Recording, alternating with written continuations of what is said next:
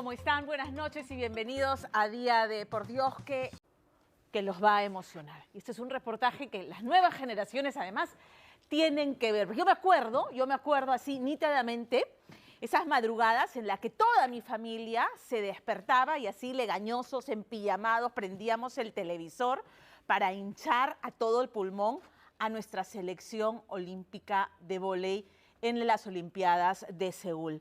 El fútbol en esa época languidecía, hacía 6 años de la última clasificación que vimos. Además, los peruanos vivíamos arrinconados por el terrorismo, acogotados por la crisis económica y sin embargo nada, absolutamente nada nos pudo arrebatar la emoción con la que vivimos cada partido de nuestra selección de vóley y en el camino además albergar la ilusión en el país que vivía aterrado, con muerte, con destrucción, de que vencer y triunfar sí era posible. Ese creo que, además de la medalla, fue el enorme mérito de esa selección de Natalia Málaga, Cecilia Tait, Katherine Corny, Rosa García, Gina Torrealba. Entonces, este reportaje de Lorena Ormeño es un cóctel concentrado de emociones que se manifiestan. ¿De qué manera? En las lágrimas que van a ver de Cecilia Tait, o las lisuras de Natalia Málaga, o esa sensación, y escuchen ustedes qué fuerte, de traición que todavía siente Gina Torrealba porque fue ella la que perdió el punto que nos dejó con la medalla de plata y no con la medalla de oro. Qué fuerte, ¿no es cierto? Entonces esta es la historia de cómo Lucha Fuentes descubre a esta morena treja, Cecilia Tait, que odiaba la pobreza y que sin embargo reconoce, de ahí sacó las lecciones que alimentaron el fuego de esa zurda imbatible, la de Cecilia Tait, de cómo Mambo Park, desafiando todos los cánones, decidió convocar a Natalia Málaga pese a que no daba la talla y medida oficial, o colocar frente a la net a Gaby Pérez del Solar y a Katherine Corny, ¿no es cierto? Eso no se veía, eran las morenas las que estaban frente a la net. Esta es la historia narrada por quienes fueron testigos de primera mano de que esta selección viajó con 2 juegos de buzo y de polo a enfrentar a varias selecciones hasta que llegó a ese partido de infarto, a la final frente a la Unión Soviética. ¿Cómo nos vamos a olvidar de ese momento? Tenemos que hacer que nuestros hijos sepan lo que se vivió, sepan la gesta de este equipo de vóley. Ellas lo dieron todo y sin embargo subieron al podio a recibir la medalla de plata llorando. Y nosotros en el Perú llorábamos agradecidos porque nos devolvieron la esperanza y nos devolvieron la sonrisa. No se pierda este reportaje de Lorena Ormeño. Verdaderamente sí les va a dejar el corazón hecho un puñito.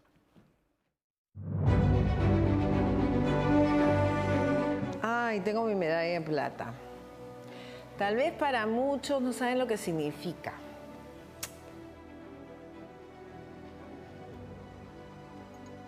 ¿Por qué se le salen las lágrimas? Porque hay personas que quieren subir a un podio. Es fácil. Perú consigue la medalla olímpica. Y ahí está. El aplauso unánime del público para Perú.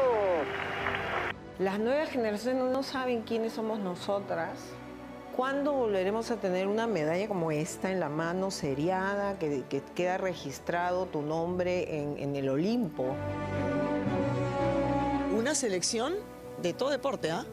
Es el ejército. Estás entrenándote para pelear por tu país.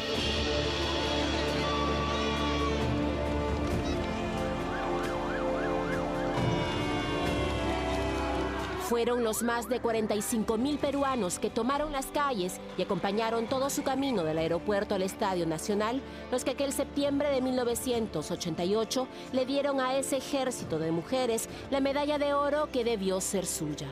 Y yo me acuerdo que las personas venían y nos regalaban un ramo de espinaca, flores, fruta, tomates, o sea, todo lo que tenían de su casa, en ese momento lo sacaban para nosotras. Rogábamos que el terrorismo no volara una torre de alta tensión para verlas vía satélite en Seúl a las 4 de la madrugada, elevarse y punto, en una gesta de leyenda. ¡Punto para Perú! El oro se nos fue de las manos y aunque se vistieron de plata, rozar la victoria aún les duele, pese a que pintaron el podio olímpico de rojo y blanco. Yo sentí como que había había traicionado a mi país en el sentido de que en ese balón que yo perdí, el último, me sentía culpable. Me metí en el bus volviendo a la villa. Las jugadoras venían pues en silencio, por supuesto. Al bajar, todas, una tras otra, le pusieron la medalla en el cuello de Mambo Park. O sea, como una simbología de todo lo que había sucedido al perder la medalla. Nunca le habíamos visto llorar, nunca. Ahí fue la primera vez. Y eso sí fue muy duro. A 35 años de tocar la gloria, esta es la raza y coraje de una generación que luchó cada punto y que hoy se revela ante la actual agonía del vóley peruano. Nadie puede ningunear el hecho de subir a un podio. ¿Cuánto cuesta ir a unos Juegos Olímpicos? Siempre van a decir, ya fue su época. Sí, ya pero pues. tenemos medalla, pues. Por eso, pues ya fue su época. ¿Cómo dirías tú? ¿Tenemos medalla y qué? Y se ven en la mierda. O sea...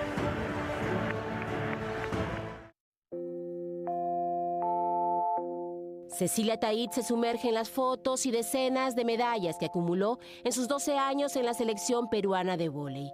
Y lo que encuentra es a la familia con la que pudo ser la zurda de oro y que soñaba con Seúl 88. ¿Y es verdad que casi no vas a Olimpiadas? No. Estoy bien enterada, sí. Acá ¿Cómo con fue amigos, esa historia?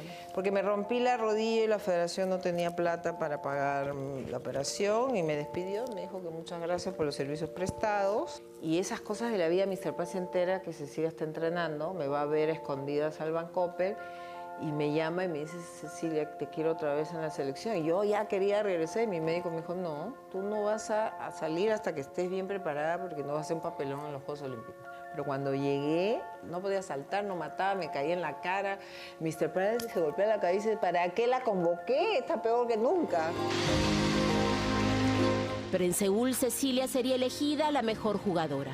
Sin embargo, antes de pertenecer al Salón de la Fama del Vóley Mundial, antes de ser miembro del Comité Olímpico Peruano, Cecilia Taid Villacorta era una niña que sufría hambre en Villa María del Triunfo.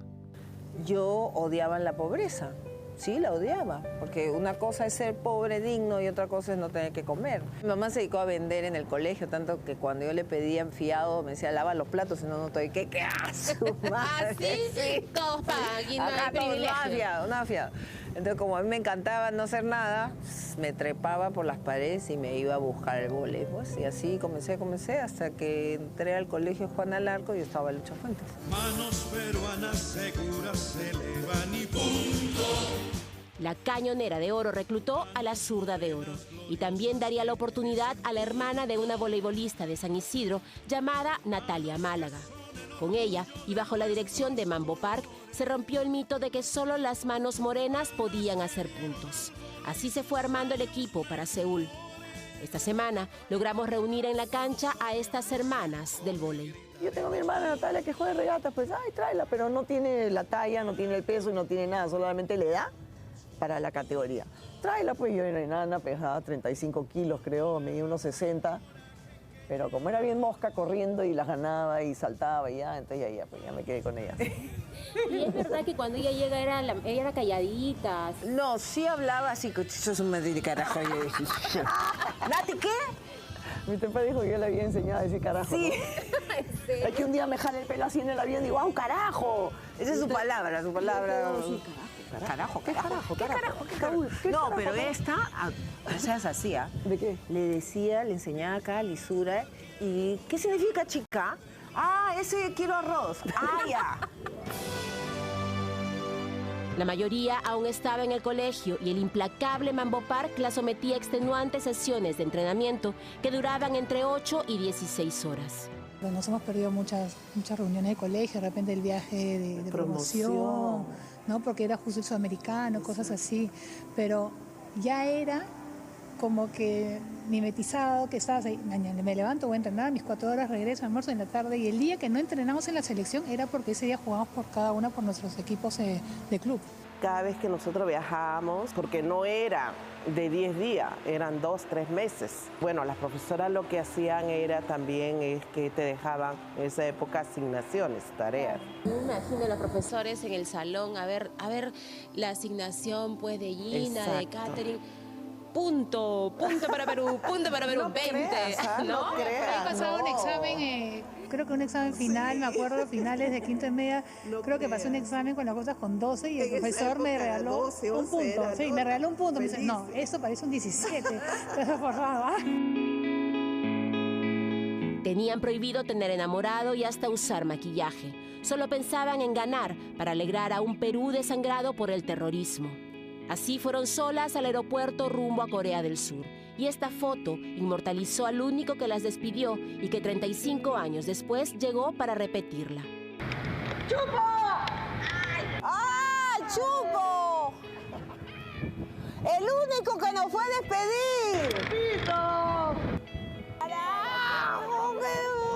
¡Que me muero! Oye, amigo, qué año. No sabes la alegría. Las mismas flores que nos llevaste cuando nos fuimos. ¿Qué vio usted en ellas que otros todavía no alcanzaban a ver? Bueno, lo primero que era una selección de enormes posibilidades y que estaban muy bien fortalecidas. Jorge El Chupo Arriola representaba la primera bebida que las auspició y es el más grande coleccionista deportivo del Perú. Entre sus posesiones más valiosas guarda las camisetas y fotografías históricas de la época de oro del vóley. Llevando apenas 2 buzos y 2 polos, las 12 dirigidas por Mambo Park partieron y con ellas los periodistas Mario Fernández, Elejalder Godos y Bruno Espósito, testigos de excepción de cómo hicieron historia. Un día de fiesta cada vez que Perú jugaba, porque ya le habíamos puesto la mano a los triunfos. Ahí no funcionaba pues ni el brazo de hierro pues del Alain Pin, ni nada de eso, nada. Yo me acostumbré a ver ganar al equipo, pero siempre dándole vuelta al marcador. Sigue Gaby, este momento hay que aprovecharlo. Ahí va el bola, quedó, punto, se ganó el partido. 16 Perú, 14 China. Perú venció a China, entonces campeón mundial, luego a Japón. Con la medalla de plata asegurada, tocaba enfrentar a la Unión Soviética. Chicas, acá comenzamos de cero, no tenemos nada, así que tranquila jugando. Rusia es un equipo bueno, pero nosotros estamos ahora mejor. Yo la primera vez que lo sentí, no sé. Ya tenemos medalla, Ya tenemos medalla, pero Vamos a ahora jugar como siempre jugamos. Él se veía así como tan contento de lograr algo también en su país, porque Corea su país, es verdad. y sube al podio un entrenador. Y el de Coliseo Corea, era Perú. de Perú. Se alucina. Perú. Va controlando. Punto para Perú. Perú ganó los 2 primeros sets ante las nerviosas rusas que de pronto remontaron. Hay también, perdón, la anécdota, cuando el técnico de la Unión Soviética, uno supone que le estaba gritando, y sí, con voz muy alta, pero dice Luchisuji que de ruso no creo que supieran, que le dijo a las jugadoras, a sus jugadoras, si pierden, van a la Siberia. Pero era una amenaza. Yo estoy seguro que había. No era un diálogo muy amistoso. Tras 2 horas en el quinto set, Perú cayó. ¿Por qué no la saca nunca? Ay, duele, pues. Yo quería la de oro. Yo la tenía acá. Y se fue. Siento que nos arrebataron la de oro porque pestañamos. Es como cuando tú estás manejando, ¿no? Te descuidas un segundo y te vas. Es más, cuando fue el último partido contra las rusas y estábamos formadas, a mí una me dio, me entender, o sea, me sacó la medalla diciendo, es de ustedes. Un gesto bien bonito. En el podio lloraban en silencio, pero la más afectada fue Gina Torrealba, que le tocó perder la última pelota. En cada reunión en esa época, como habían ganado, nos invitaban, ¿no? estaba ahí y todos te decían, "Ay, ¿y qué te pasó en ese punto? ¿Qué pasó?". ¿Qué le puedo decir? Pero ahí puedes decir qué pasó con todos los puntos anteriores, claro. O sea, es como que yo me sentía culpable. Y me da pena porque ella sufrió muchos años con eso, se siente responsable. Hasta hoy. Y es una jugadora tan completa, tan linda, tan dulce. Pero en la vida hay alguien que siempre cierra para bien o le bloquean. Y le tocó justo a ella. Y nosotros siempre le hemos dicho que ella no es la culpable de nada, es un equipo. El que gana, no gana una, ganamos todas. Y si se pierde, perdemos todas. Por eso es que me emociono, porque después de 10 años de trabajo, 12 años, porque hemos hecho 3 ciclos olímpicos, lograr esto, Fueron los últimos juegos de Cecilia y Gina, y pronto todas tomaron su camino. Ni el cáncer pudo con la zurda de oro, y en 35 años, solo en 2012, Natalia Málaga devolvió el brillo al vóley, que hoy agoniza. ¿Qué dicen? Ya no es el voleibol como antes. No es, pues. No es el voleibol como antes. No ganan, pues. No es. Entonces, que no vivan de nuestros recuerdos. De nuestros hechos, no recuerdos. Porque eso lo vamos a recordar toda la vida, quieran o no. Lamentablemente les hemos dejado la valla acá. Yo tengo mi medalla, varias medallas. Yo quiero que me enseñen dónde están las de ella. El dirigente tiene que entender que para el voleibol se trabaja. 35 años después, el hambre de triunfo sigue intacto en ellas, que injustamente se niegan a disfrutar lo logrado con Mambo Park, aunque su orgullo sigue igual. Yo sé que los tiempos han cambiado, nadie lo niega, todo ha cambiado, pero el compromiso es muy importante y la disciplina, el sacrificio, porque no todo va a venir fácil. Sacrificarte y después de estar todo en un podio, escuchar el himno de tu país en otro país, se te escarapela el cuerpo, te sientes orgullo. O sea, nosotros tenemos que estar bien orgullosas de ser peruanos y orgullosos de que tenemos. Quizá las nuevas generaciones no reconocen los nombres de esas mujeres en los laureles deportivos que adornan lo alto del Nacional. Sepan que ellas nos enseñaron a luchar hasta el final.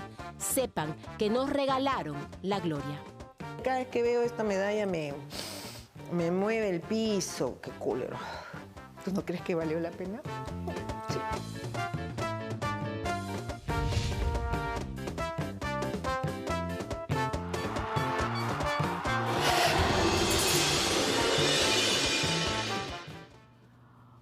Con el corazón en la garganta nos ha dejado este reportaje por muchas razones. Las lágrimas de Cecilia, Tait son, creo yo, gracias Ceci por atendernos.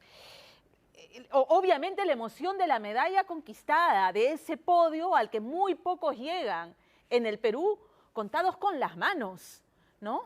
Pero son las lágrimas de recordar que ellas fueron solas al aeropuerto, que no le tenían fe a la selección de vóley, que infelizmente en el Perú, hay que decirlo, en el Perú seguimos mirando con justicia, ok, el fútbol, pero hay muchos otros deportes en los que peruanos enormes, con mucho esfuerzo, principalmente personal y con poco apoyo de empresas, de las propias federaciones, del propio gobierno, salen adelante. Hay logros que se están consiguiendo y que pasan bajo el radar, porque nos concentramos, nuevamente, no estoy menospreciando el fútbol, pero nos concentramos en un solo deporte y nos olvidamos de otras disciplinas en las que también estamos brillando. Entonces, sí, yo creo que necesitamos, como me dice Carlos Orbegoso, mi director, una revolución, entender que el deporte, por donde se le mire, es una válvula de escape al ocio, para empezar, al no querer hacer nada. Es una forma de distraer, no de distraer, sino de arrancar a los chicos de esto, ¿no es cierto?, de las pantallas a un enfoque que te da una razón de ser, que te da disciplina, que te da enfoque. La verdad es que a mí me ha dolido tanto volver a recordar, porque ya lo había conversado con Cecilia, el abandono posterior que tuvieron las jugadoras. y que todavía no se les da el reconocimiento de los compromisos que han asumido diferentes gobiernos con ellas. Absolutamente injusto, absolutamente injusto. Y la tristeza, aprovechando que hablo del deporte, de que nuevamente pasen por el radar los triunfos de otras selecciones de deportes que quizás, bueno, la gente no son tan masivos, no toda la gente los conoce, pero que se están haciendo en bádminton, en waterpolo. La selección sub-15 de waterpolo acaba de clasificar al Mundial de Qatar, un deporte que mucha gente no conoce, pero que se están haciendo esfuerzos y que no se están ponderando debidamente. Y hablando del tema de arrancar de las pantallas a los chicos, con este reportaje que van a... Ah, y una más, permíteme, Carlos, perdóname. Cecilia Taid ha sido nominada para ser miembro del Comité Olímpico Internacional. Tremendo. Ella ya es miembro del Comité Olímpico Peruano. Pero si ella gana esta nominación, sería la primera vez que una mujer peruana forma parte de este comité. Y esto es por la trayectoria de Cecilia Taid. No estamos reconociendo suficientemente a nuestros reportistas, pero sí lo hacen a nivel internacional. Una maravilla, Cecilia. Cruzo los dedos para que eso se haga realidad porque te lo mereces. Ahora sí, las pantallas y los chicos. Este es un reportaje y le doy la bienvenida así al equipo de Día D, a Romina Rossi, con un reportaje súper potente que nos va a poner a todos los padres de familia en estado de alerta, y no es para menos, porque con seguridad sus hijos, los míos, tienen dispositivos electrónicos y, por supuesto, ¿no?, redes sociales. Saben ustedes con quiénes conversan, con quiénes se relacionan, de qué conversan, solamente con los amigos conocidos, con los que usted ubica, ¿ah? Y con qué intenciones además los buscan algunas de esas personas que dicen, son mis amigos, los conozco por el chat, por el Face, por Instagram. Por ejemplo, en el celular de quien se presentaba como Alexandra Silva, por ejemplo, una niña de 13 años, habían decenas de conversaciones con niños de 11, 12, 13 años, niños peruanos, pero también niños de México, niños de Colombia. Habían conversaciones que invariablemente derivaban en propuestas de índole sexual. Habían fotos, muchísimas fotos también, fotos de los pequeños cuerpecitos de sus interlocutores expuestos y fotos absolutamente nauseabundas, asquerosas, pornográficas, explícitas, porque el verdadero dueño de esa cuenta era Edison William Porras Romero, un depredador sexual de 34 años que estaba suelto y cazando víctimas en las redes sociales que sus hijos y mis hijos utilizan para poner los pelos de punta. En febrero del año pasado, una mamá, y hay que verlo así, tuvo la fortuna de encontrar, ¿no?, el Facebook de su hijo abierto, y ella lo cuenta con sentimiento de culpa, ¿no? Empecé a revisar y descubre las conversaciones con este sujeto que tenía con su hijo. Y inicialmente él se había presentado como esta niña de 13 años, para luego, avanzada ya en la conexión que había logrado con su hijo, sin empachos, descubrirse como la persona que era, como el depredador sexual y las intenciones que tenían. Entonces, ese ha sido el hilo conductor de una investigación paciente de la policía y la fiscalía. Llegan hasta Chaclacayo, dan con este sujeto y su confesión es nauseabunda, porque nos deja al descubierto la facilidad con la que estos depredadores pueden cazar a sus víctimas en redes sociales, cómo los convencen para que les manden fotos de ellos explícitas y con qué intenciones, comercializarlas, que se los cuente Romina Rossi.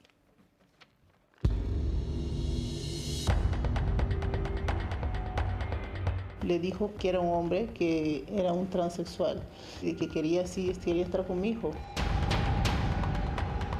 Es una madre que cuenta que a su niño, un hombre adulto, le propuso tener relaciones sexuales.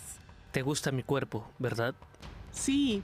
Azu, ¿qué he hecho? Ahora un niño quiere que sea solo de él. Es un mensaje del mismo hombre, orgulloso, de mostrarle su cuerpo desnudo a un menor. No te muevas, no te muevas, no te muevas. Tranquilo nomás, tranquilo. ¿Lo dejan dormir? No te muevas. Tranquilo, vas a dormir, tranquilo. Señor William, por favor, ábranos la puerta porque en todo caso vamos a proceder. Tenemos un orden de detención y allanamiento, señor. Edison William Porras Romero se mortifica, pero no siente culpa. Se envalentona con la policía y los fiscales que han llegado a su casa, pero sabe que su parafilia ha sido descubierta. por el delito en este caso de proposiciones a niños y adolescentes a través de medios sexuales. ¿Cuántos años tienes? 17. ¿Y tú? 15. Quiero chico de 12, 13. ¿Y está pasando en su bar y mata tipos? Señora, le estoy explicando. No quiero saber. Señora. ¿Qué está sabiendo? Mamá, dentro de receta. Cálmese, por favor, cámara haciendo a la judicial. ¿Quién me está denunciando? ¿A quién? ¿A mi chiquitín? Sí, a él. El hijo, el chiquitín de Ana Romero, es un pedófilo oculto, un cazador de niños a través de internet que podría recibir la sanción más alta por child grooming, proposiciones sexuales a menores por internet. Yo quiero que tú... ¿Pero por qué yo? Hay muchos hombres gays en el mundo. No me gustan los mayores. Inicialmente esta persona tenía un perfil con el nombre de una mujer y es así como logra entablar una amistad, un contacto con el menor agraviado que en esta ocasión tenía 13 años. Edison William Porras Romero captaba a sus pequeñas víctimas a través de perfiles falsos en Facebook. Uno de estos era el de Alexandra Alba, que como se ve incluso en la foto de perfil, era una pequeña niña que lleva uniforme escolar. El otro perfil que tenía era el de Paola Barbie, que incluso muestra una fotografía de la famosa película. Un hombre de 34 años que también era una niña de 12 llamada Alexandra Alba, o una adolescente de 14 conocida como Paola Barbie. A veces, incluso, una curvilínea mujer de nombre Abigail Jacobson. Disfraces para captar pequeños en redes sociales, potenciales víctimas de su perversidad y lujuria. Yo le decía, ¿cómo se llama? Hola, me llamo, ¿cómo se llama? Tal, como el correo que está ahí, como Alexandra.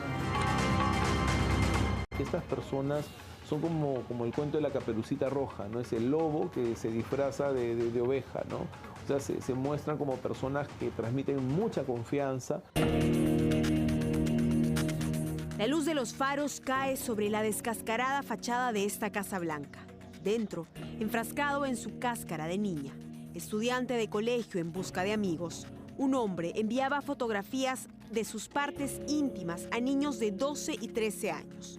Policías y fiscales habían seguido la pista desde aquella denuncia puesta en febrero del 2022.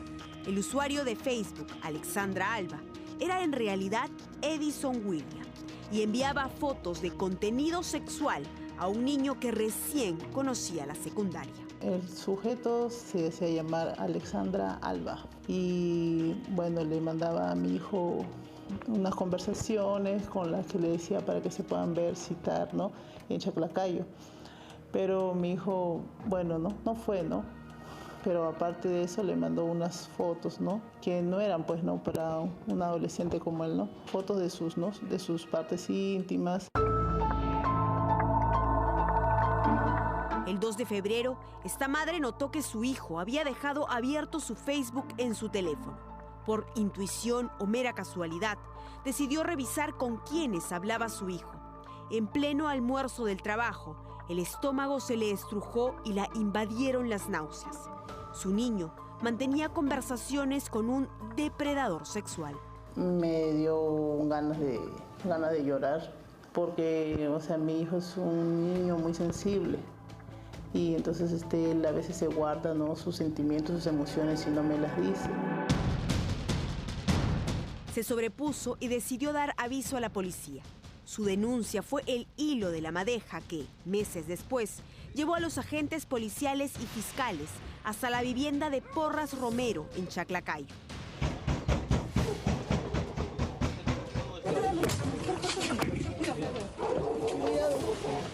¿Qué pasa? ¿Qué orden hay? ¿Puedo saber?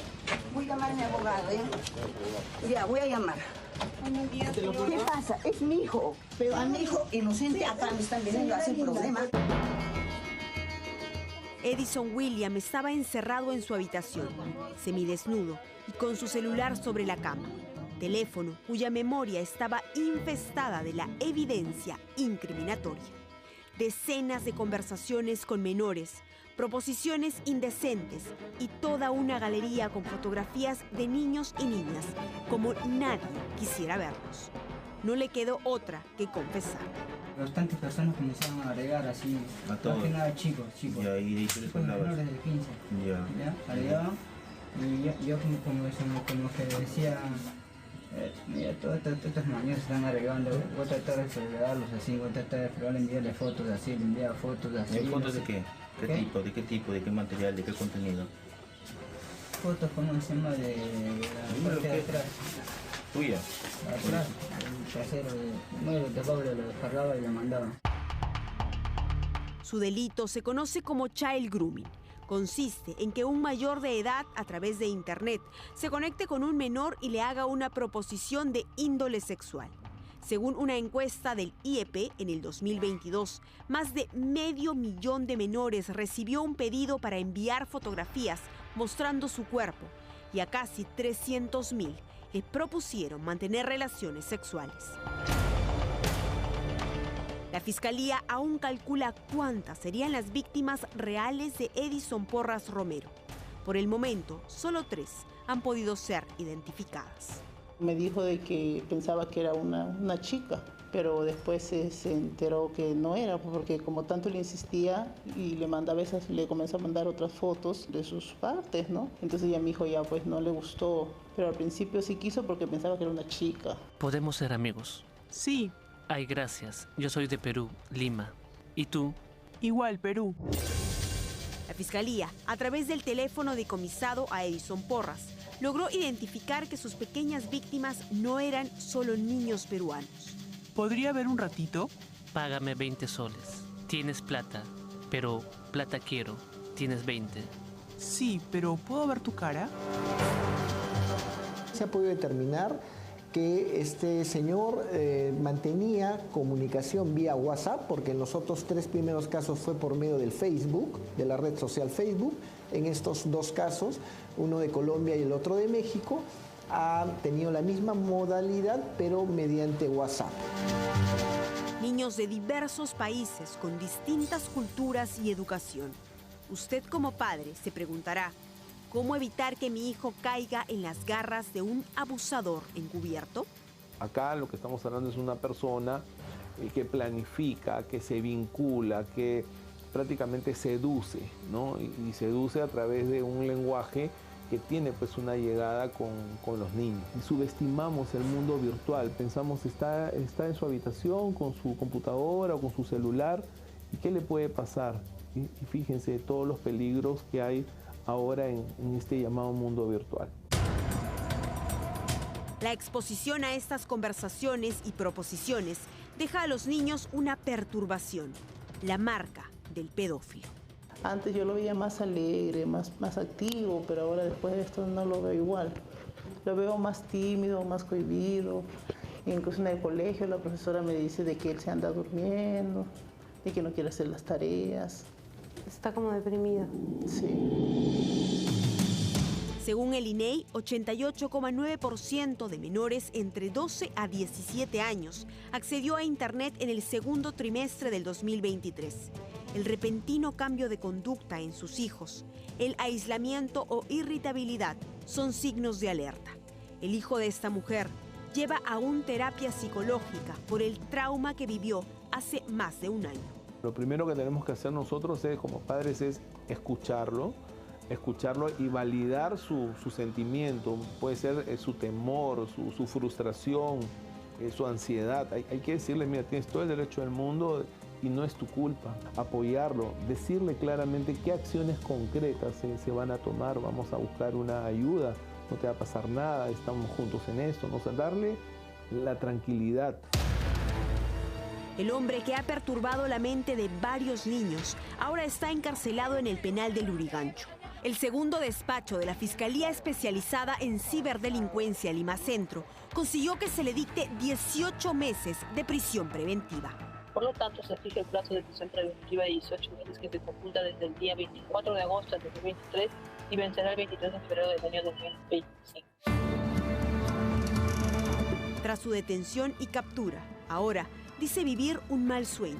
El depredador se siente una víctima. Yo no sabía nada de esto, que en estos 7 días que estaba en el calabozo, estaba pensando mucho y estaba asustado, queriendo que todo esto sea un sueño. La mayoría de veces, bueno, ¿no? Los padres se la pasan trabajando y a veces descuidamos a los hijos, ¿no? Siempre es bueno darle un ojito, aunque sea un ratito, unos 10, 20 minutos, aunque sea, para ver qué es lo que están mirando en internet. Que los padres sepan que cuando dan un celular a sus hijos, pues no es una carta abierta. Hay que ejercer control, supervisar y ante cualquier cambio en la conducta de nuestros hijos, estar siempre atentos, conversar con ellos, presentar la denuncia a la Fiscalía de Ciberdelincuencia. Internet es como un parque público aún más peligroso, sobre todo cuando no hay supervisión. No existen árboles o columpios, pero sí perfiles falsos en los que se esconden enmascarados depredadores. Pedófilos disfrazados de menores que buscan abusar de sus niños. ¿Sabe usted con quién están hablando sus hijos?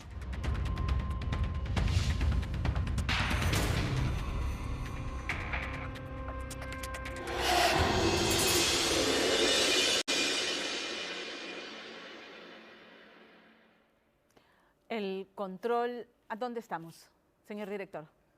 ¿Cuál es la cámara 1? ¿Acá? Ok. El control parental está en nuestras manos.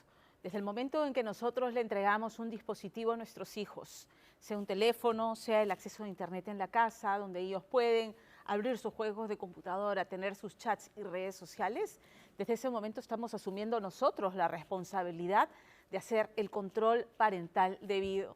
Que no solamente pasa por, ok, cuáles son tus redes, con quién estás conversando, sino además conversar con ellos sobre los peligros que entraña asumir que todo aquel que se conecta a un juego, a los foros, a las redes o que nos dan likes en las fotos, no son nuestros amigos. Debiéramos fomentar las relaciones más allá de las pantallas y vigilar atentamente su actividad en redes sociales. No, que es su privacidad, son menores de edad y en la medida en que son menores de edad nos corresponde que ellos tengan claro que nosotros podemos tener acceso a su clave, a las redes, a sus conversaciones, mientras estén bajo nuestra tutela y mientras sean menores de edad. Y hacerles entender que es porque los queremos, porque los protegemos y porque aunque suene invasivo, es un tema de protección frente a esta situación y hablar abiertamente de los peligros que entraña y ver este reportaje de repente con sus hijos y explicarles que esto ocurre, que esto es serio, que es verdad y que ellos pueden caer en esta situación. Y número 2, que sientan la absoluta confianza de que no van a ser juzgados, de que si en algún momento están sintiendo esta presión, este abordamiento, que puedan venir y hablarlo abiertamente para que nosotros los ayudemos a tomar acciones. Están desprotegidos en la medida en que nosotros no tomemos acción.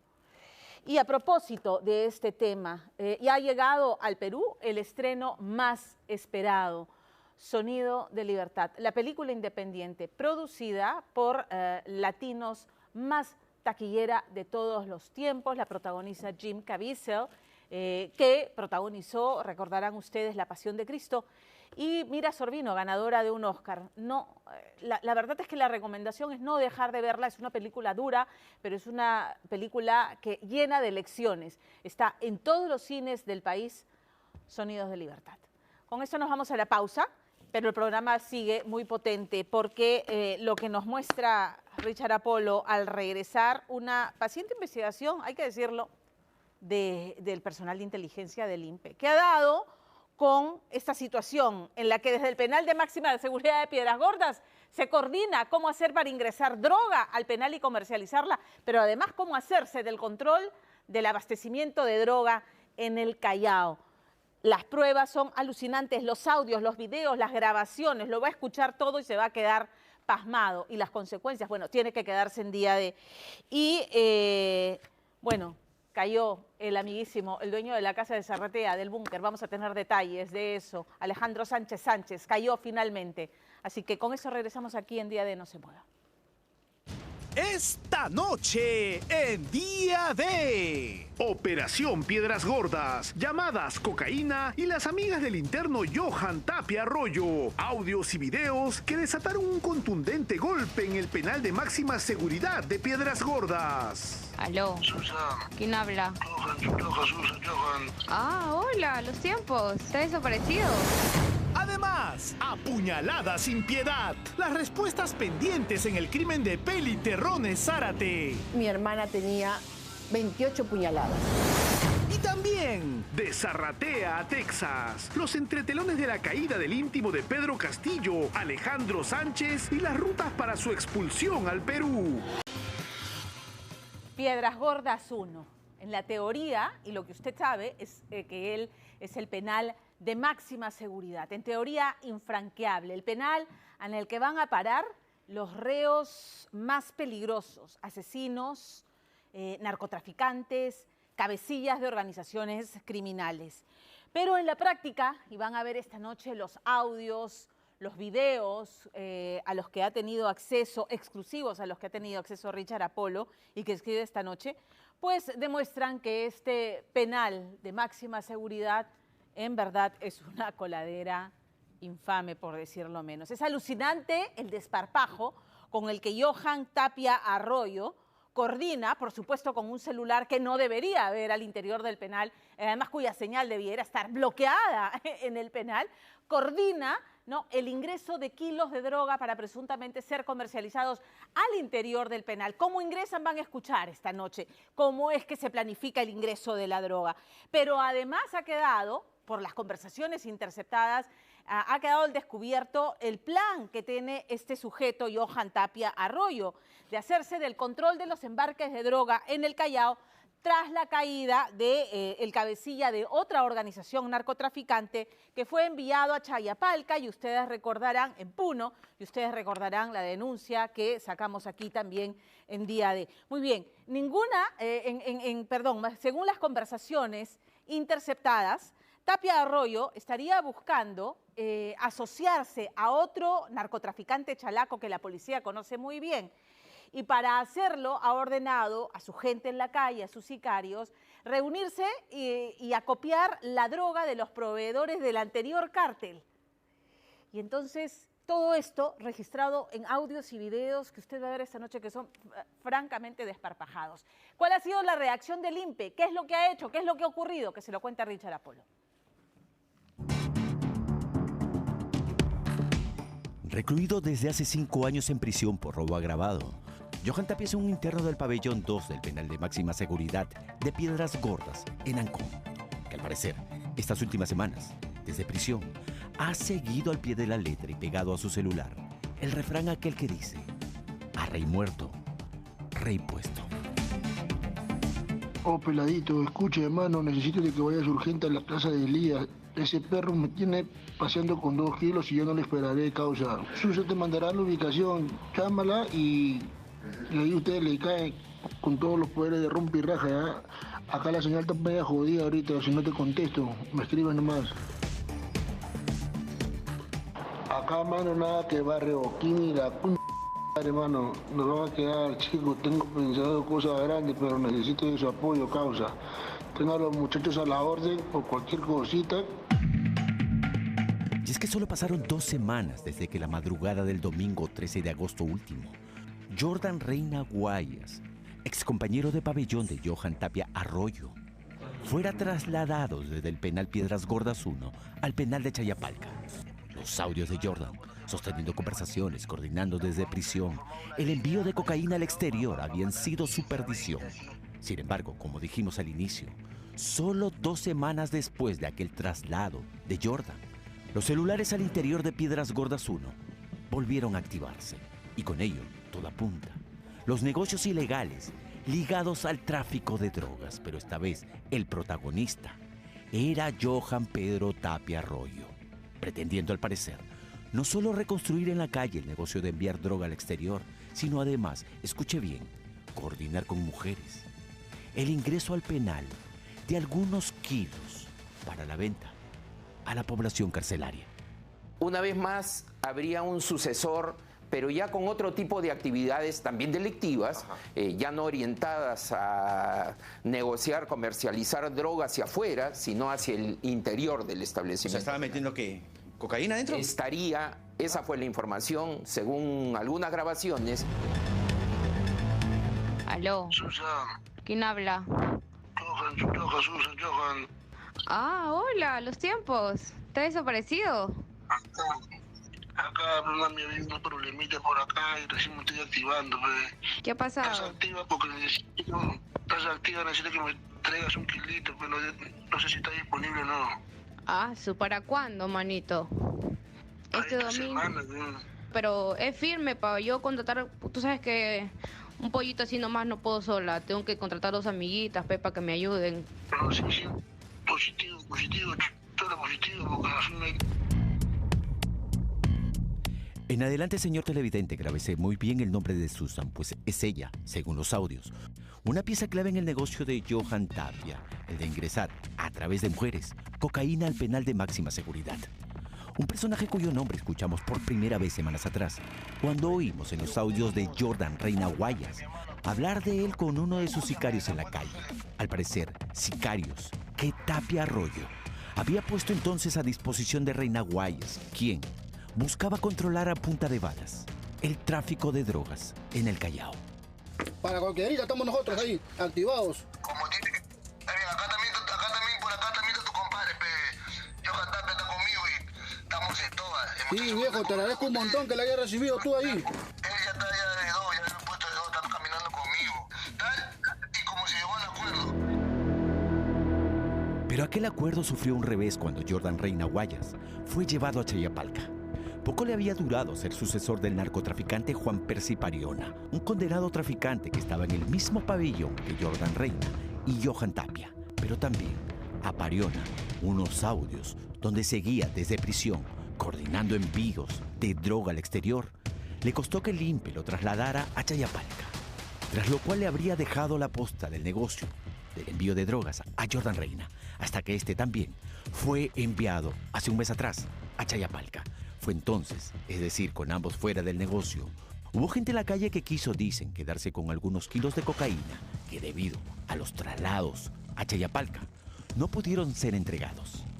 Así entró en escena, cuéntame, Johan Pedro Tapia Arroyo. Al parecer, sabía que había llegado su momento y el primer paso era, obvio, recuperar algunos de esos kilos de cocaína en la calle.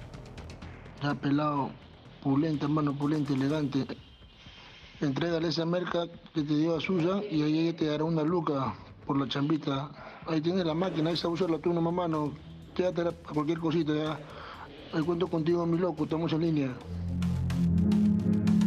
Este audio forma parte de una conversación por mensaje de WhatsApp, audio incluido, sostenida semanas atrás, entre Johan Tapia Arroyo y su recuperador sicario en las calles, apodado Pelao, quien envía a Tapia, en medio de los mensajes de texto, este video cuando se encuentra en el exterior de la casa de una de aquellas personas que habría creído poder quedarse con algunos kilos de cocaína, sin saber que Johan Tapia Arroyo tenía sus propios planes. Yojitan, acá estoy en la casa de la mamá del punterito, mano. Ahorita voy a bajar y voy a tocarle la puerta de Guapo, mano, ya. De Guapo le voy a tocar su puerta, mano. Ahí bajo, mano. Estamos al hilo, Johan. Escúchame, Yojitan, bomba. Salió la mamá, mano. Le puse la máquina, mano. Le hice juego de luces. Y la tía un poquito más y llora, mano. Dice que tu hijo en 2 días devuelve la merca, mano. Que no quiere problemas contigo, dice Johan, mano. Ya, mano, tacardia, a casa la vieja, mano. En 2 días te devuelve la notita. Escúchame, mano. Te escribo, pe, ya. Te escribo o tú me escribes, mano. Bomba, piso. El recuperador finaliza escribiendo a Johan Tapia que en 2 días la persona que acaba de amenazar lo llamará para entregarle los 2 kilos, todo a punta, de cocaína. Uno de aquellos kilos habría terminado luego en manos de Susan, una mujer a quien el recuperador de cocaína le entrega aquel kilo a pedido de Johan Tapia. Una mujer que, según se desprende en los audios, ya habría trabajado desde tiempo atrás ingresando droga al penal de Piedras Gordas. Al parecer, desde cuando el narcotraficante Juan Percy Pariona estaba recluido en aquel penal de máxima seguridad. Y actualmente Susan, desde semanas atrás, lo habría hecho para Tapia Arroyo. Pero Susan, Dime, mano. positivo o negativo, tus amiguitas, chola, ¿qué fue? Sí, mano, ya conseguí las amiguitas ya para hacer esa vuelta. Yo te voy a mandar el número de tu punterito ahí para que te haga llegar ese kilito, pechola. Ya, pe, ya, a ver, me pases el número, pe, ya yo coordino con él. Ya te voy a mandar el número ahí, tu bolsa te voy a mandar mano, para que te llegue el kilo, ¿eh? Escúchame, ya tú sabes que 2.50, mano, por punto. Yo he trabajado así con Pariona, mano, ¿ah? Yo bien entre, me das las monedas y yo rompo. Yo tengo que pagar a mis amigas, tú sabes que la vuelta así nomás no las hago. Pero Susan, Dime, Johan.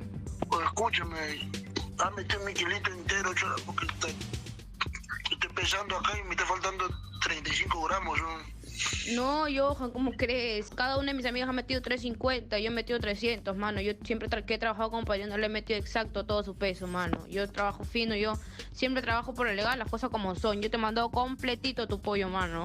Entonces, esta hueva es acá adentro, entonces, ¿verdad? Sí, Johan, ahí fíjate a ver, Quinta, que te hace esa vuelta, porque yo te la he mandado completo.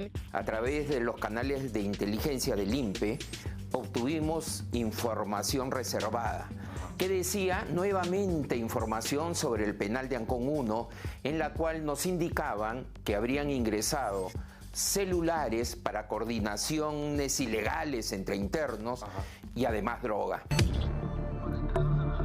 El presidente del INPE cuenta que días atrás agentes de inteligencia de la institución penitenciaria tuvo acceso a algunos audios y videos que daban cuenta que desde el pabellón 2 del penal Piedras Gordas 1, algunos celulares seguían entre comillas vivos y a la orden de la criminalidad.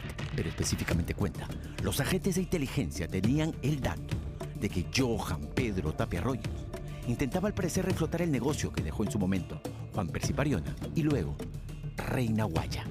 ¿En qué pabellón me dice usted? El pabellón 2. ¿Dónde está Johan? Sí, entonces, para nosotros, Johan, que ya fue mencionado en un reportaje Con Jordan, anterior, exactamente, estaría continuando estas labores. Nos referimos al interno Johan Pedro Tapia Arroyo, pero también nuestra inteligencia nos dice que él no trabaja solo, sino que trabaja con otro privado de libertad de nombre Wilmer Alcides Rodríguez Espinosa. Estas imágenes corresponden a la noche del jueves último en el pabellón 2 del penal de máxima seguridad de Piedras Gordas 1. Ese que alberga a Tapia Arroyo y que comparte con el que sería, según el INPE, su compinche en estas últimas llamadas, tratando de sacar a flote el negocio de la cocaína. Wilmer Alcides Rodríguez Espinosa, agentes del GOES, Grupo de Operaciones Especiales del INPE, irrumpieron celda por celda en cada rincón de aquel pabellón 2 en busca de celulares. Los minutos pasaban y solo habían encontrado 2 celulares y estaban a punto de terminar la requisa cuando de pronto, ¡bingo!, celulares de alta gama comenzaron a salir a la vista en lugares, dice Javier Yaque, jamás encontrados ni buscados en requisas anteriores. Hemos encontrado una nueva modalidad donde esconden los celulares. Son unos escondites debajo de la puerta de los pabellones. Algo también es cierto, es que la entrada de droga aparentemente existe.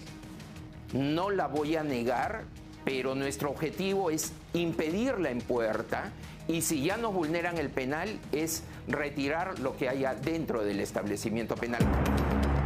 Un dato que deja claro que la droga que intenta recuperar en las calles Johan Tapia es la que Juan Pariona y luego Jordan Reina comercializaban. Es que durante los audios Susan, ante la pregunta de este sobre qué logo tenía la droga, esta le dice que un delfín. El ladrillo que tiene el delfín, su destino es Europa.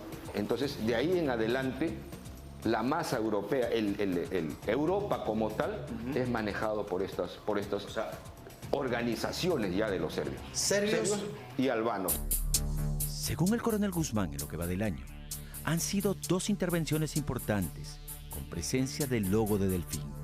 La última, a finales de agosto en La Victoria, donde se incautó casi 30 ladrillos. Venía de Huánuco, me dice usted. Venían de Huánuco. ¿Para dónde iba? Se iban a Puno. Eso quiere decir salida a Bolivia. ¿Y qué quiere decir droga en Bolivia, Paraguay y Brasil? Europa. Volviendo a los audios, en ellos, el recuperador de droga de Tapia parece quejarse que lo recaudado es insuficiente. Si quieren lograr, entre comillas, ser importantes en el negocio, es entonces que Tapia Arroyo mencionaría a César Eduardo Cruz Pereda, alias Chino Popi, un conocido narcotraficante chalaco, hoy buscado por la justicia. Escúchame, la cosa, mano, manda para afuera, mano, manda para arriba, mano. Porque, mano, acá, mano, traqueteando en el barrio, mano, puta, mano, no vamos a llegar a nada, hermano. Tenemos que mandar para arriba, hermano. ¿Ya ellos están? Claro, mano, claro, ese es el fin, pe. Por eso que juntaron que son unas 10 para entregárselos a Chino. Y lo bueno es que Chino está en Colombia, causa. Y hasta que baje, puta, tenemos material, ya le dije las cosas como son. Y que Pariona ya no está con nosotros, mano. Tocha que el muchacho quiere seriedad, mano. Tiene una subida para los primeros días de noviembre. Tras encontrar en la requisa del último jueves 8 celulares de alta gama, el INPE envió al penal de Cajamarca a 8 internos. Mientras tanto, a Tapia Arroyo, como al que dicen es su compinche Wilmer Rodríguez, han sido aislados en penales de la capital, a la espera también de ser trasladados a prisiones al interior del país.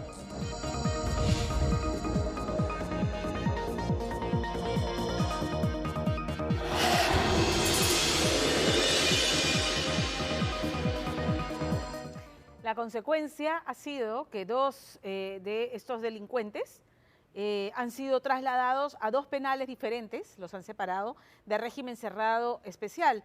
Wilmer Rodríguez Espinosa y Johan Tapia, a quien escuchamos la coordinación, ¿no?, de la droga con esta mujer, cómo ingresa la droga y que le reclama, me faltan 35 gramos. Bueno, estos 2 delincuentes han sido separados y trasladados cada uno a un penal diferente de régimen cerrado especial. Tenemos que hacer una pausa aquí en Día D y vamos a regresar con un crimen que es un verdadero rompecabezas, porque el asesino, confeso, no conocía a su víctima. En teoría, nada los vinculaba y terminó asesinándola de 29 cuchilladas. Esa es la cantidad que ha contabilizado los peritos, pero no solamente la atacó a ella, sino también a la testigo horrorizada de este ataque brutal, una criatura de 4 años. ¿Cuál el móvil? ¿En qué circunstancias ocurrió esto?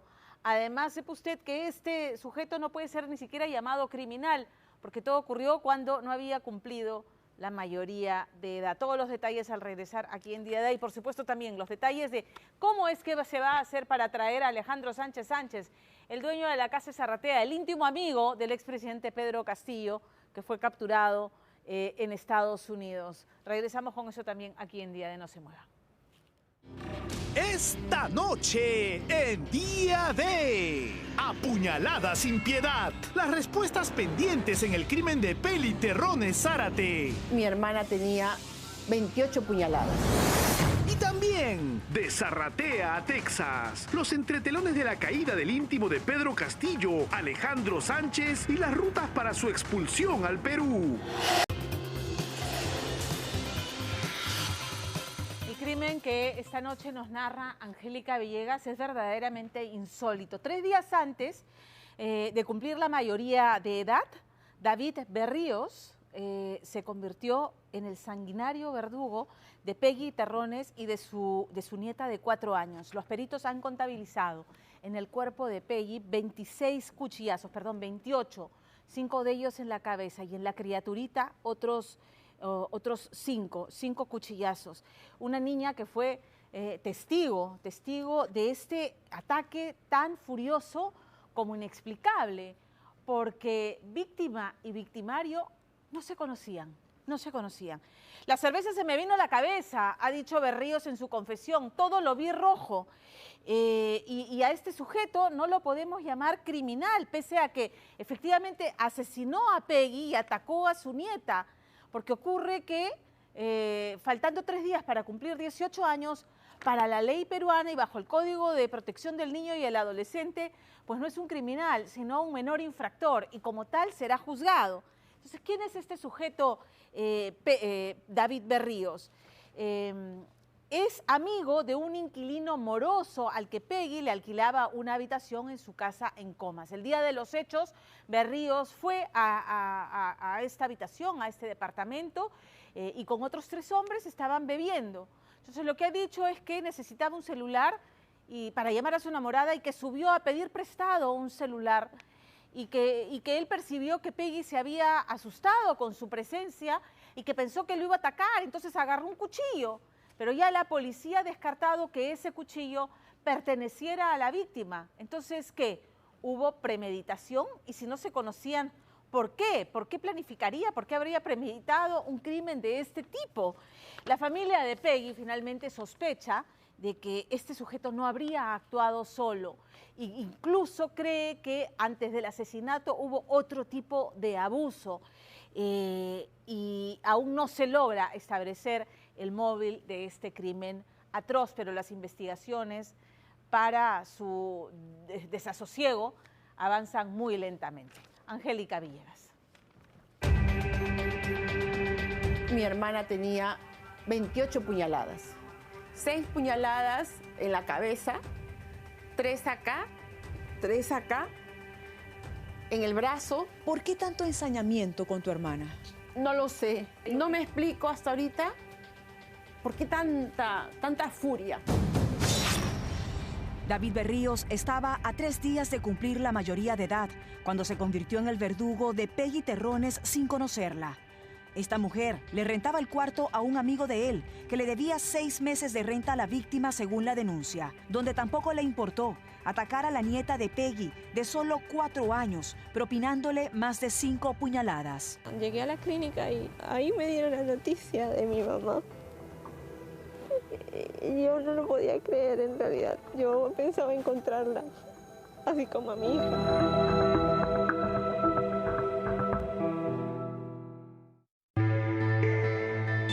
Comas 2023. En el álbum fotográfico de Peggy Terrones, una sesión de fotos familiar quedaría para la eternidad, meses antes de una masacre. La mujer de 50 años planificaba catapultar en varios retratos este momento con su hija de 24, nieta y madre. El último recuerdo a la vez que las retrataría juntas. Bueno, mi hermana, ama de casa, ella vivía de sus arriendos de la casa, vivía con su hija y su nieta. Su hija trabajaba y ella, ama de casa, y cuidaba a la bebé. Cuéntame sobre la vivienda de tu hermana, cómo estaba distribuida y quiénes vivían ahí. Ya, a ver, en la casa vivía mi hermana, su hija y su nieta. En el primer piso era un espacio que es de su ex esposo. En el segundo piso era de ella y en el tercer piso era una azotea donde ella había hecho cuartos de madera y lo alquilaba. Con el pasar del tiempo, Peggy habilitó el tercer piso, el último de esta vivienda que había comprado hace 18 años, distribuyendo 3 cuartos. 2 de los primeros se los rentaba a personas solas ya mayores. Sin embargo, los inquilinos más antiguos, que vivían aquí desde hace 3 años, era un matrimonio donde inicialmente aquí vivía sola la señora con su hijo y posteriormente trae a vivir a su pareja. El entorno de Peggy ve como una amenaza a la pareja de inquilinos que ahora vivía ahí. A mi mamá le debían dinero de los servicios, del cuarto a veces le pagaban mitad y luego le iban acotando la otra mitad. Esa pareja es el que empezó a tomar, traía gente, a mi hermana no le gustaba y le había dicho que se retiren. El retraso de 6 meses de renta y una familia que se negaba a abandonar la casa de Peggy no parecía una bandera roja para los Terrones. Era el 6 de julio del presente año en esta vivienda de Comas cuando Peggy queda sola a partir de las 4 de la tarde con su nieta de entonces 4, en vista de que su hija se dirigía a una preentrevista. Dentro de esta vivienda hay 2 puertas de acceso que se mantenían totalmente cerradas. Sin embargo, de acuerdo a la investigación, esta puerta del lado trasero comunicaba con el lugar donde estaban los inquilinos y habría sido el lugar por donde Peggy recibe una visita inesperada que desata la tragedia. Esta situación es paralela al hecho que desde las 12 del mediodía, en el tercer piso de la vivienda de Peggy, el inquilino que señalan como moroso había invitado a 4 amigos. Aunque aquí vivía también una mujer, ella estaba trabajando y su pareja aprovecha para invitar a estos amigos. La visión que tenían los amigos era exactamente esta, donde se presumen que se habrían percatado que la víctima había quedado sola en su casa. En el grupo de hombres reunidos estaba David Berríos. Tenía 17 y esa semana cumplía la mayoría de edad. Así refirió en interrogatorio, después de una fatalidad, que aquella tarde se tomó 3 cajas de cerveza con el inquilino de Peggy y otros sujetos, por lo que ya borracho le pide un baño a ese inquilino, quien lo dirige a los servicios compartidos que estaban en el 2º piso, donde vivía la hoy víctima. Él dice de que él entra a pedir un celular para la enamorada que según él se había peleado. Y mi hermana lo ve y le dice que se vaya. Mi hermana se mete a su cuarto, ¿no? A su cuarto, que es para este lado, ¿ya? Y él, según él dijo, él pensó que mi hermana iba a sacar un revólver. Por eso es que se mete a la cocina, ¿no?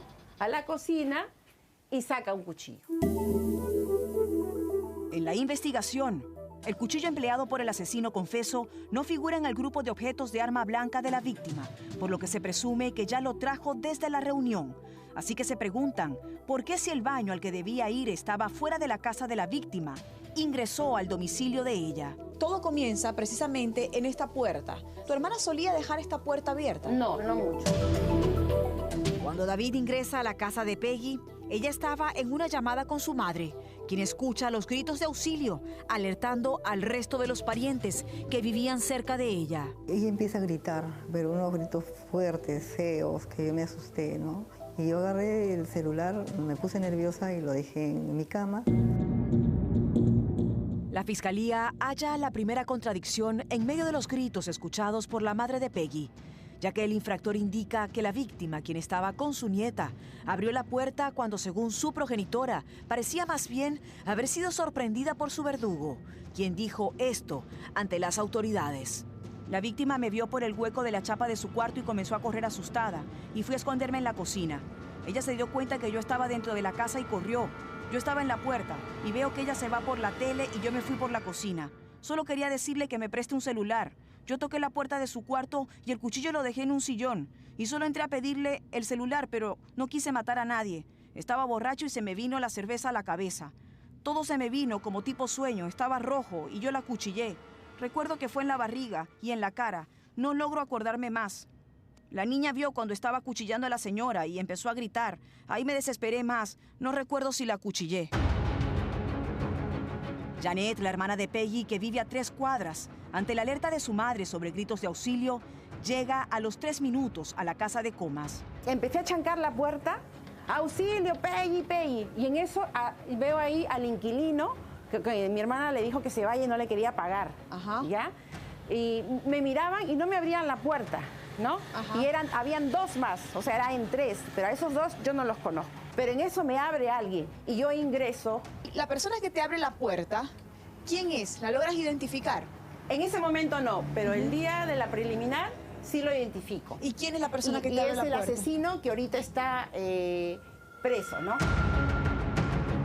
Aunque en su declaración e historial, David jamás había cometido un crimen, ahora debutaba de una manera maquiavélica, propinándole 28 puñaladas a una mujer y 4 a una menor de edad. Yo vine desesperada al cuarto y mi hermana estaba en el suelo. Le dije, ¿qué te han hecho, hermanita? Hasta ese momento tu hermana todavía podía hablar. ¿Logra ella decirte quién le había hecho eso? No, porque de ahí nomás yo siento que ella ha aguantado estar viva por la bebé. Percatándose además una amiga de Peggy sobre un espeluznante detalle. Y esta amiga sí se da cuenta que mi hermana no tenía la ropa de abajo. Entonces ya me dice, jala una fresada. Mi papá se quedó en shock, mi mamá. Jala una fresada, hay que envolverla. Y en ese momento te percatas qué había ocurrido con la nieta de tu hermana, porque ella estaba en la misma escena que tu hermana. Sí, que la bebé se desmaya. Se desmaya, la carga y ahí le ve sangrando acá. Tenía un corte acá en el pulmón y acá en su orejita estaba sangrando. Tenía 1, 2, 3, 4, 5, 6. Así, su cabecita tenía 3. Que le han hecho ahora poco, le quitaron sus puntos y la operaron del tórax. David había decidido huir de la escena del crimen luego de abrirle la puerta a la hermana de la víctima, pero fue detenido por la policía, confesando todo. Las fotos tomadas en la escena del crimen mostraban que el jean que Peggy vestía aquella tarde tenía signos de desgarro provocado con cuchillo y sangre. Además, observaban varias marcas de calzado en el lugar, por lo que los deudos no descartaban abuso sexual en manada con consecuencia de crimen, como lo revelaron los exámenes biológicos. Había habido aquí un ataque sexual. ¿Por qué? Porque además me sorprende que en el informe pericial de biología forense, dentro de las conclusiones, el punto B habla de restos seminales en la muestra examinada de tu hermana. ¿Ella tenía pareja? No. Ante la presunción de más personas vinculadas en el crimen, contactamos a la pareja del inquilino moroso, quien vivía con él ahí, cuando este hombre hacía la reunión en medio del crimen. ¿Tu pareja nunca escuchó ningún ruido cuando la señora gritó en el piso de abajo, cuando la estaba asesinando este joven? No dice que no han escuchado nada porque ellos estaban con bulla. Este joven dice, el infractor, que él subió con la ropa manchada de sangre a donde estaba la reunión en la que estaba tu pareja. ¿Tu pareja nunca se percató que este joven se había ausentado por mucho tiempo y ahora subía con la ropa manchada de sangre? O sea, eso sí no te puedo dar la información, mami, porque yo no sé. Sobre todo porque el antecedente que la familia apunta es que tu pareja le debía más de 5 meses de alquiler a la víctima. No, discúlpame, amiga, yo soy la que yo pagaba el cuarto, él no pagaba. La señora incluso les dijo que se fueran, la hija fue testigo de que les dijo a ustedes que se fueran si no pensaban pagar más, que se fueran del lugar. No, eso no es así, es el agua, porque yo cuando entré a vivir ahí, incluido agua y luz, yo pagaba esa cantidad, ¿no?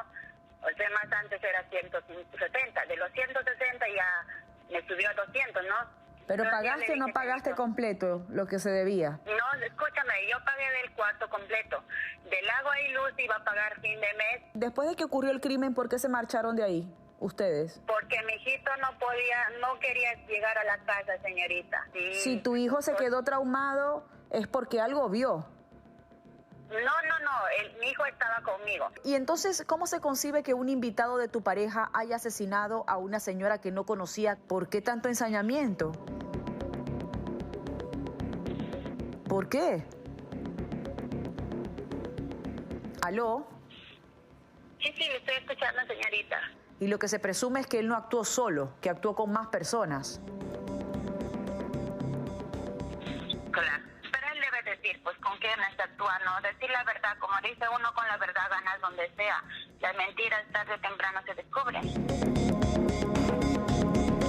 Hoy la justicia ha decidido encaminar la sentencia de David Berríos, quien pese a ser mayor de edad en la actualidad, será juzgado como menor al haber cometido el crimen en esa situación, convirtiéndose en infractor con una medida socioeducativa máxima de 6 años, que baja una vez que él confesó todo. Muchos indican a los 17 años, 16 años, un menor de edad está un poco más consciente de lo que hace que si tuviera 9, 8 años. Nosotros somos parte de lo que se denomina el mundo del derecho europeo continental. Los juicios de reproche en los países que sí se admiten en un grado de mayor severidad es porque evidentemente tienen estándares de educación mucho más altos.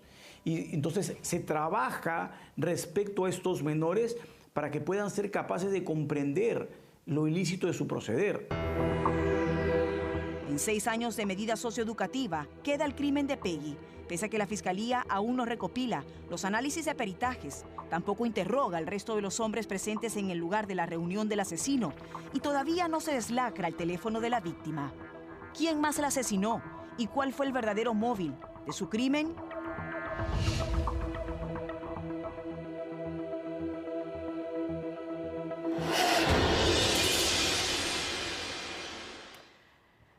Hoy está esta lata con nosotros, que siempre apoyamos la colecta de la Liga contra el Cáncer, que ya inició, va hasta el 30 de septiembre y cada sol que usted coloque, cada billete o cada vez que utilice su billetera electrónica, porque no es cierto, hay un código QR para hacer donaciones, lo que está permitiendo es que más personas puedan hacerse un diagnóstico temprano y de este modo, si es que se les detecta cáncer, atacarlo a tiempo. El número en Yape es 955-916-736.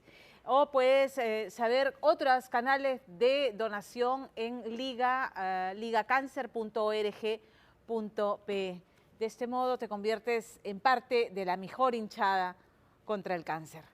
Nosotros con esto hacemos una pausa y vamos a regresar con los detalles de la captura finalmente y la detención de Alejandro Sánchez Sánchez, el amigo del expresidente Pedro Castillo, dueño de la Casa de Zarratea, está prófugo y que en un último mensaje, ¿no es cierto?, se dirigió a la presidenta Dina Boluarte y le hizo recordar que ella también había departido en la cocina de la Casa de Zarratea con su madre, con su familia, ¿no? Le intentó mandar una pastillita de Memorex. ¿Con qué intención? Regresamos con todos los detalles de su detención y lo que está haciendo el gobierno peruano para que su llegada al Perú y ponerlo frente a la justicia sea lo más pronto posible. Pausa y regresamos aquí en Día D. Esta noche en Día D. De Zarratea a Texas, los entretelones de la caída del íntimo de Pedro Castillo, Alejandro Sánchez y las rutas para su expulsión al Perú. Hasta que finalmente cayó el íntimo amigo del expresidente Pedro Castillo, Alejandro Sánchez Sánchez, dueño de lo que se conoció como el despacho paralelo, el búnker de campaña y el despacho paralelo del expresidente Pedro Castillo. Sánchez Sánchez, dueño de la Casa Zarratea, fue capturado en la frontera de Estados Unidos con México.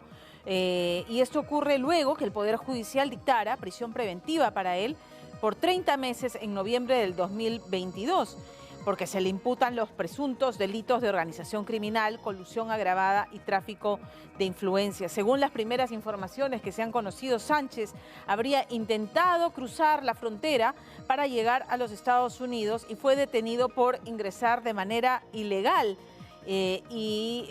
Pero por no tener orden de captura, el empresario se encontraba prófugo de la justicia desde hace varios meses y señaló que no se entregaría. Recordemos que mandó un video desde la supuesta clandestinidad, ¿no es cierto?, señalando que no se entregaría en el caso en el que está incluido, que es el gabinete a la sombra.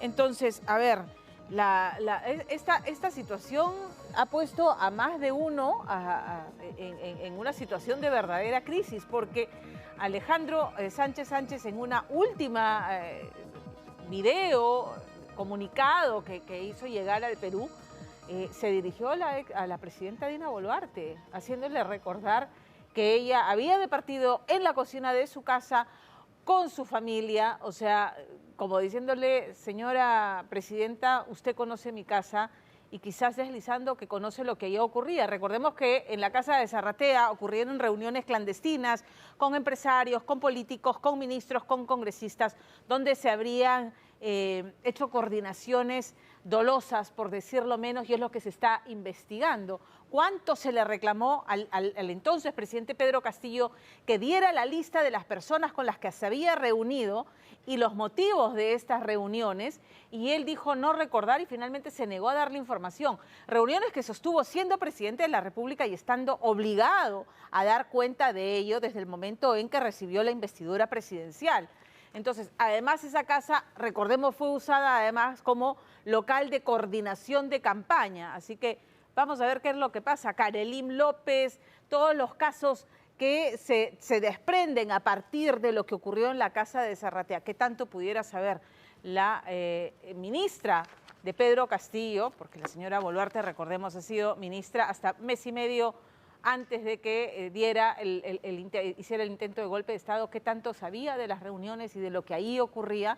Bueno, como decimos, más de uno debe estar temblando con la posibilidad de que Alejandro Sánchez Sánchez regrese al país. Y va a regresar lo que espera la Cancillería peruana, el gobierno peruano, las autoridades judiciales, es que sea a través de la expulsión. La Cancillería va a solicitar la expulsión de Sánchez Sánchez en la medida en que ha ingresado sin documentos, ilegalmente, con coyotes, a los Estados Unidos, o pretendía ingresar de ese modo a los Estados Unidos. Alimenta el amor verdadero con Ricocat.